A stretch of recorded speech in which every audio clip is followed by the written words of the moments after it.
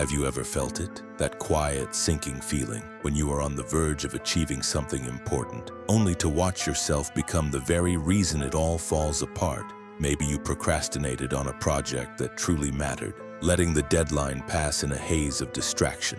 Maybe you picked a fight with someone you love, right when things were starting to feel harmonious. Or maybe you abandoned a healthy routine just as you were beginning to feel its benefits. You know what you need to do. You have the goal, the plan, and even the desire, and yet, some hidden part of you seems to work against your best intentions. A strange power, a passive power that has an active control over you, a power that can steer your life in a way you wouldn't want to, but you still would. In quiet moments of solitude, you often argue, is this power me, or is it planted on me? This internal conflict leaves you with one of the most frustrating questions a person can ask themselves. Why do I keep getting in my own way? It's not bad luck. And it isn't a matter of simple willpower. The patterns are too predictable, the sabotage too precise. In this video, we will journey into the caves of the mind. We will unmask this inner saboteur, and we will discover that this enemy is not one monster, but a single snake with 3 different heads. So, who or what is this saboteur? What is this force that feels both intimately familiar and strangely alien? Our entire lives we are educated on multiple fronts, but it seems there is one front that is conveniently ignored. The mental front. We have been conditioned to view our mind as a simple single entity. We are taught to think of our inner world as a single unified thing, the self. The truth is, while we live in a 3D world, our psyche is a complex ecosystem developed by echoing impressions in the domains of relationship. The part of us that gets in our own way is not one simple entity. It is a metaphorical monster with 3 distinct faces, a 3-headed snake, like the mythological Hydra, where each head presents a different danger. The first head is the oldest and deepest. The psychologist Carl Jung called it the shadow. Think of it as the vast, dark basement of your mind. It is the place you have stored every part of yourself you were taught to disown or deny. Your anger, your envy, your fear, your insecurities. It doesn't go away just because you ignore it. It remains gathering power in the darkness, influencing you in ways you cannot comprehend. This is the silent, historical source of the snake. The second head is the one we hear most clearly. It is the inner critic. If the shadow is the deep, silent source, the critic is its loud, venomous hiss. Friedrich Nietzsche warned that we are our own worst enemy, and this critic is the general of that inner war. It's the voice in your head that relentlessly tells you you're not good enough, that you're not smart enough, that you will fail. It's the voice of your own limiting beliefs posing as objective truth. The third head is the one we feel most powerfully in our bodies. Author and thinker Stephen Pressfield, in his seminal book, The War of Art, gave it a simple name: resistance. Resistance is that invisible universal force that pushes back against you whenever you try to move from a lower state to a higher one.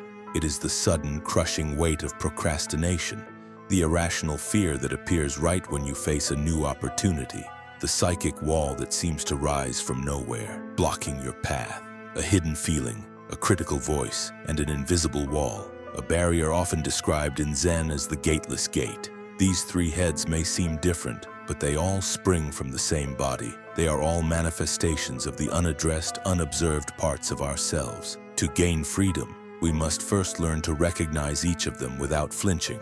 The shadow, the critic, the resistance. As you hear these descriptions, does one of them feel more familiar to you than the others? So how do we know when this snake is active? While you may recognize one of its heads more than the others, its venom leaves clear and consistent footprints in the landscape of our daily lives. The first and most subtle sign is a profound lack of energy. This isn't the good tired you feel after a day of hard, productive work or healthy exercise. It is a deep, mental exhaustion that lingers even after a full night's sleep. It's the feeling of being drained for no apparent reason. To understand this, consider a staggering scientific fact. While the brain is only about 2% of our body's weight, it consumes roughly 20% of our total energy at rest. When a significant portion of that immense energy is turned against itself, the result is a deep and persistent exhaustion. This is the hidden cost of the internal war. When your psyche is split, constantly fighting itself in the shadows, it dissipates immense amounts of energy just to maintain the conflict. The second sign appears in our relationships. A mind split by this conflict is unclear, foggy, and scared. It struggles with autonomy, constantly depending on others to fill an internal void. This creates a deep fear of being truly alone, and so you can be surrounded by 100 people and still feel profoundly lonely because you are relating from a place of lack, not fullness. This inevitably leads to disharmony and sabotage, as no external connection can heal an internal split. The third sign is a destructive reactivity. The unaddressed content within us becomes a volatile, pressurized force. It makes the mind cynical, irrational, and unloving, constantly looking for an excuse to explode. It actively seeks external triggers, a minor annoyance, a critical comment, a small inconvenience, and uses them as justification to release its pent-up chaos, all while blaming the trigger for the explosion. These are the clear tracks left by the saboteur within, and while these three are the deeper internal signs, the snake's footprints are also visible in our outward actions. It's the career self-limitation, where you consciously play small and avoid opportunities for growth. It's the self-medication with mindless distractions, anything to numb a difficult feeling instead of facing it. It's the decision to remain silent when your integrity demands that you speak up. These actions often feel like our own choices, but they are merely the puppets, and the saboteur within is the one pulling the strings. And this internal state doesn't stay internal. The same pattern that creates chaos in one person's life is the very same pattern that, when multiplied, creates chaos in the world. We have unmasked the snake and seen the signs of its presence. Now, the real work begins. The ancient strategist Sun Tzu in The Art of War gave timeless advice. If you know the enemy and know yourself, you will not be imperiled in 100 battles. To win this war, we must confront each head of the beast with the right strategy. We start with the head we feel most tangibly, resistance. And the key word here is feelings. Feelings are real. You cannot deny them. In our lives and relationships, feelings often dominate. They are like juicy thoughts.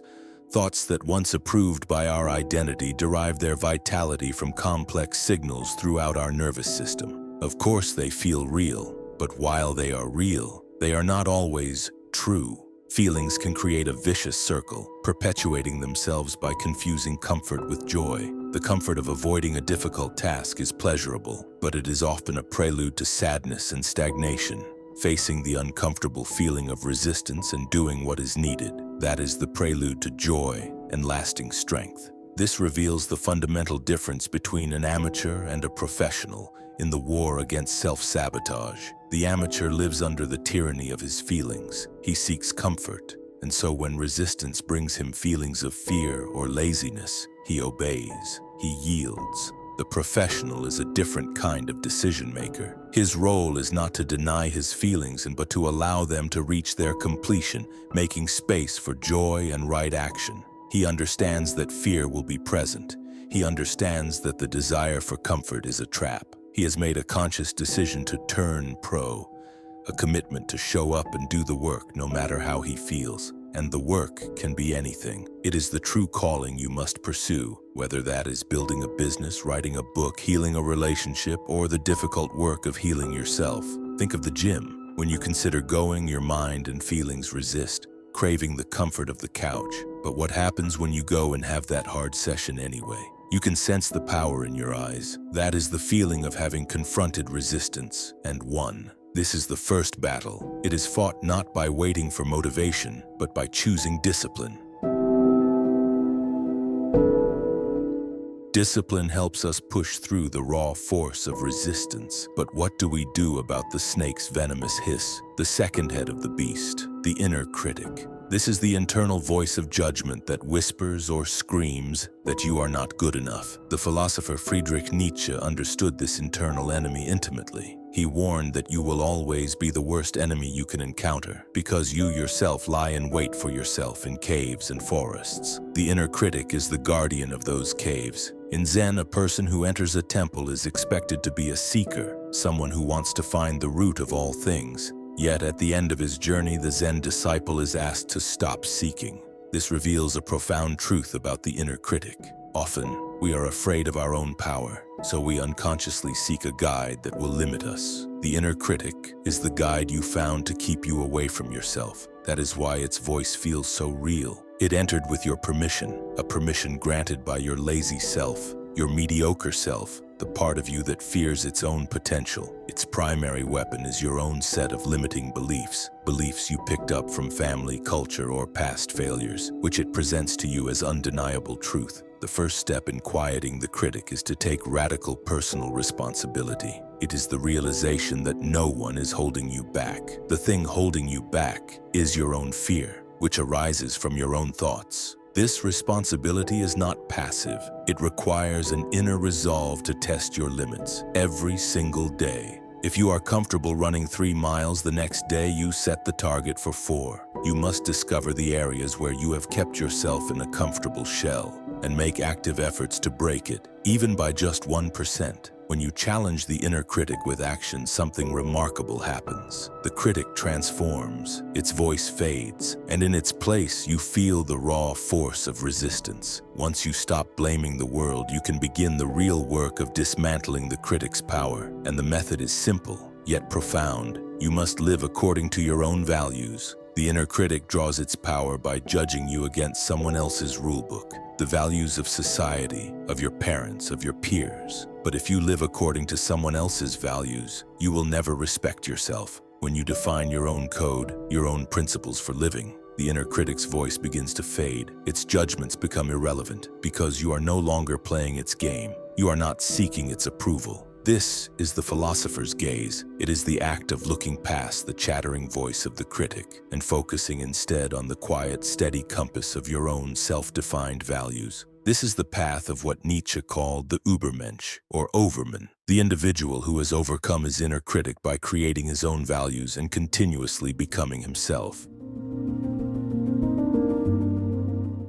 We have a discipline to confront resistance and a philosophy to quiet the inner critic. But even then, we must go deeper. We must go to the source. This brings us to the final and most profound head of the snake, the shadow. Confronting the shadow is not a battle. It is an archaeologist's work. It is the slow, careful process of digging into the basement of the psyche to unearth what has been buried. Why does the shadow form? Some say it's a survival response. Discard everything that is projected as bad to fit in, to command social approval. Some say it is a silo of memory worked upon brick by brick through evolution ever since we were a single-celled organism. Somewhere in our psyche there is a split switch that is activated when confronted with the challenges of life. The questions, what it is, how the shadow is formed, are not as important as the question, what do we do with it? How do we ensure that our actions arise from the fires of autonomy, not from the urges of the graveyard of the past? When the Buddha said, life is suffering, many people got pissed off. Their reaction was based on a misinterpretation. Buddha didn't want you to suffer. He wanted you to see that what makes you suffer is not suffering at all. He was giving a direct pointing to face the shadow and discover that your resistance to it is the reason for your suffering. The goal here is not to destroy what you find. As Carl Jung taught, the goal is to integrate it. You must understand that the parts of yourself you have disowned and repressed, your anger, your vulnerability, your ambition, did not disappear. They were pushed into the shadow, where they continue to influence you from below the level of consciousness. That is why anyone who has understood the mind with profound detail implores you to make the darkness conscious. The first tool of the archaeologist is honest self-reflection. To begin this archaeological dig, you can use a simple question. What trait do I most strongly dislike in others? The answer is a map that often points directly to a piece of your own unintegrated shadow. It is the courage to look at the parts of yourself you are most ashamed of. The second tool is to pay attention to your projections. Jung famously said, everything that irritates us about others can lead us to an understanding of ourselves. That person who triggers an intense, irrational reaction in you is often a mirror, showing you a disowned part of your own shadow. This work is the crucial difference between repression and conscious integration. Repression pushes unwanted feelings deeper, where they gain power and emerge in distorted, destructive ways. Integration brings them into the light of awareness, not to act on them blindly, but to understand their original purpose and harness their energy constructively. This is the art of finding the gold in the shadow. For within that disowned anger lies the gold of healthy assertiveness. Within that repressed vulnerability lies the gold of true connection. This is the journey toward becoming whole, not perfect. It is the courage to finally look at all the pieces of who you are. This is also the reason most people shy away from the process of conscious integration. The process forces you to ask difficult questions. The process forces you to see the weeds of self-sabotage and face the realization that you are the one watering the weeds of sabotage and destruction because someone convinced you that the weeds are useful. I don't think you are one of those people. If you were, you wouldn't have watched the video till here. Subscribe and become a part of this silent movement of self-realization. Truth is, no one is to blame in this complex, interconnected web of the psyche. The shadow is a universal fact, and that it needs to be understood and integrated is the only response you should care about. We have laid out the strategies for this internal war, the discipline of the professional, the values of the philosopher, and the integrating gaze of the archaeologist. But to wield these tools, you need strength, you need clarity. This reveals a foundational truth. Profound awareness is often not the starting point of the journey, but a consequence of it. Before you can do the deep work of the mind, you must first build a foundation. This is the work of the sculptor, but it is the beginning of his art, where he does not use a delicate scalpel for subtle changes. He uses a big hammer to break off the large, unwanted chunks of rock. This is not the time for nuance. This is the time for the metaphorical hammer. The first hammer strike is at your body. A mind clouded by brain fog from poor nutrition, or a body made sluggish by a lack of movement, is a mind that is vulnerable to the snake's influence. It's recognizing how things like alcohol create a false spike of pleasure-inducing dopamine, only to leave your system depleted and craving later on, making the snake's promises of comfort even more alluring. The second hammer strike is at your environment. Who are you surrounding yourself with? If your social circle is toxic, cynical, or encourages your worst impulses, you are trying to grow a flower in poisoned soil. Sometimes the change is as simple as moving from one place to another. A new physical location can have a tremendous benefit on the quality of your thinking. The third hammer strike is at your mind's diet. What information are you feeding your consciousness every day? Are you consuming endless streams of mindless distraction, content designed to make you feel agitated, envious, or numb? Every hour spent on empty scrolling is an hour of energy given to the snake. It is a form of self-medication, a choice to avoid the discomfort of growth by hiding in a fog of digital noise. Or are you consuming knowledge and inspiration that clarifies your purpose and strengthens your resolve? At this stage, you don't need to think a lot. You can deny it if you want, but you already know the major areas of your life that are sapping your energy. This is the essence of the famous advice from psychologist Jordan Peterson to first clean your room. Before you try to solve the abstract chaos of your psyche, you must first create order in the tangible world you control. Eliminating these energy-draining areas is the simplest, most powerful form of self-introspection. So ask yourself, what is one large chunk of rock I can hammer away today? It's as simple as that, or it can be as hard as you want. The war is won by one decisive choice at a time.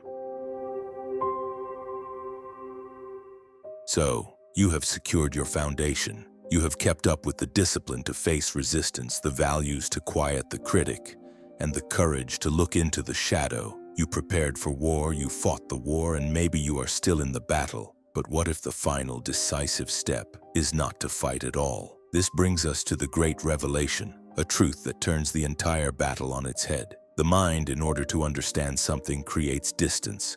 To see a tree, you cannot be the tree. You label the mechanism of roots, trunk, branches, and leaves as the tree. But as Krishnamurti used to say, the word is not the thing. We apply this same logic to our inner world. We create a space between me, the observer, and it, the uncomfortable feeling of anger, fear, or shame. We label that feeling the snake, the enemy, the shadow, to separate ourselves from it. Then we wage a war of eliminating these elements to free ourselves from them, not realizing this is still the trick of the snake to self-preserve. Something very similar is pointed out through the ancient Buddhist parable of the two arrows. The first arrow is the actual pain we feel. It is unavoidable. The second arrow, the one that causes the real suffering, is the one we shoot at ourselves, our judgment, our story, and our resistance to the initial pain. These understandings give you a decisive lead. It is the profound truth expounded by sages like Jiddu Krishnamurti. In the world of the psyche, the observer is the observed. The snake is not a separate monster attacking you. It is you. It is a part of your own energy that you have disowned by judging it as bad. The very act of labeling it an enemy is what creates the war. You are fighting a phantom of your own creation. It is like fighting your own shadow on a wall. You can exhaust yourself swinging at it, but the only way to make it disappear is to turn on the light of awareness and see it was just a harmless projection of yourself all along. What you are perceiving as a battle is something else entirely. It is the cry for help of a wounded child. It wants to be healed, to be embraced, to be integrated, but it is scared. So the language it uses is, "Get away from me." The war, then, is not won by developing better weapons. It is won by realizing there was never an enemy to begin with. This understanding is the key that unlocks true psychological freedom.